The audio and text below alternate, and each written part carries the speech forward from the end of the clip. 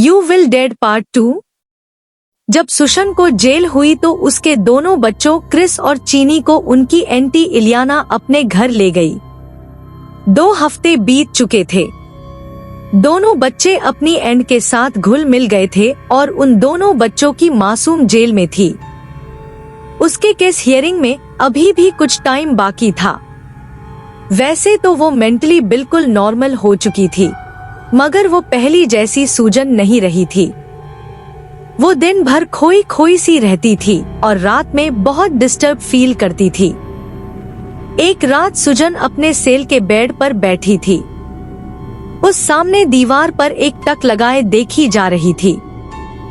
अचानक ही सुजन बहुत ही डरावने तरीके से मुस्कुराने लगी और कुछ अजीबोगरीब बड़बड़ाने लगी। बिल्कुल ऐसा लग रहा था जैसे उससे कोई बात कर रहा हो और वो उसकी बात का रिप्लाई कर रही हो। तभी जेल की वार्डन राउंड पर आई और सुजन को बेड पर बैठा कुछ बोलता देख उसकी सेल के पास ही रुक गई। उसने सुजन को काफी बार आवाज लगाई, मगर सुजन के कुछ भी रिएक्शन ना देने पर उसने सेल का दरवाजा खोला और अंदर चली गई। वार्डन ने सुजन के कंधे पर हाथ रखा और सुजन अचानक ही बौखला के होश में आ गई। वार्डन सुजन की तबीयत का पता करके दोबारा उसका सेल लॉक करके आगे चली गई। वार्डन जब सेल से वापस ऑफिस की तरफ जा रही थी तो उसे ऐसा लगा जैसे कॉरिडोर में कोई उसके पीछे चल रहा हो, लेकिन जब उसने देखा तो वहाँ कोई भी नहीं था। वो फिर से आगे बढ़ने लगी और अचानक ही किसी ने उससे पीछे से धक्का मारा और वो नीचे गिर पड़ी। वार्डन ने पलट के देखा तो सामने सुजन थी।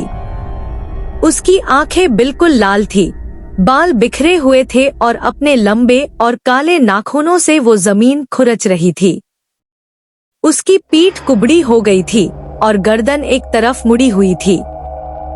वार्डन के देखते देखते ही सुसन उसकी तरफ आई और उसने वार्डन को वहीं नोच कर मार डाला। चूसन वहां से भाग गई और सुबह होते ही पूरे जेल में शोर मच गया। सभी सुजन को ढूंढने में लग गए। वहीं दूसरी तरफ उसी सुबह सुजन की बहन इलियाना को पुलिस का फोन आया और उन्होंने इलियाना को सुजन के बारे में इन्फॉर्म कर दिया। सुजन की खबर सुनते ही इलियाना डर के मारे बौखला उठी और क्रिस और जीनी के कपड़े पैक करने लगी।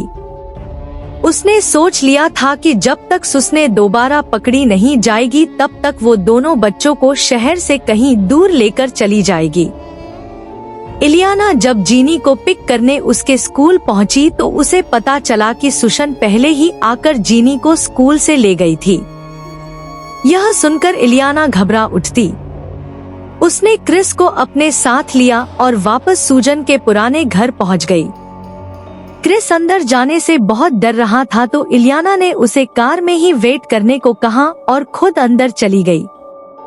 इलियाना उस घर के अंदर गई और हाथ में क्रिस की हॉकी स्टिक लेकर वो जीनी को ढूंढने लगी।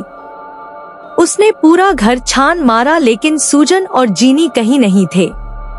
उन्हें ढूंढते ढूंढते उसका ध्यान डाइनिंग टेबल पर गया जहां वो वुडेन बॉक्स पड़ा था। वही वुडेन बॉक्स जिससे इलियाना खुद कहीं दूर किसी समुंदर में भाग कर आई थी। उस बॉक्स को देखकर इलियाना शॉक हो गई। तभी उसे घर के बेसमेंट से जीनी के चीखने की आवाज आई और वो फौरन बेसमेंट की तरफ दौड़ी।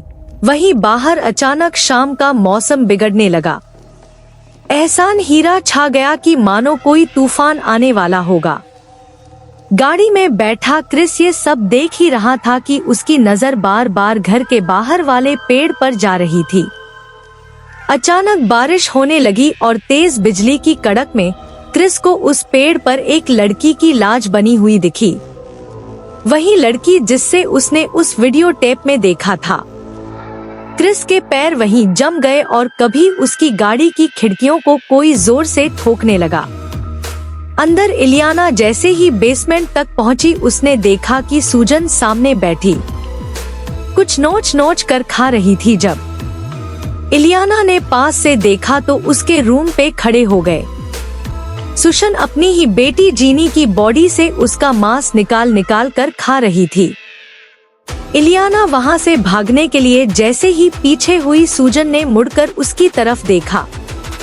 सूजन बेहद डरावनी लग रही थी। ऐसा लग रहा था कि जैसे उसके अंदर कोई शैतान हो। और तभी इलियाना ने अपने हाथ में पकड़ी हॉकी स्टिक से सूजन के सर पर जोरों से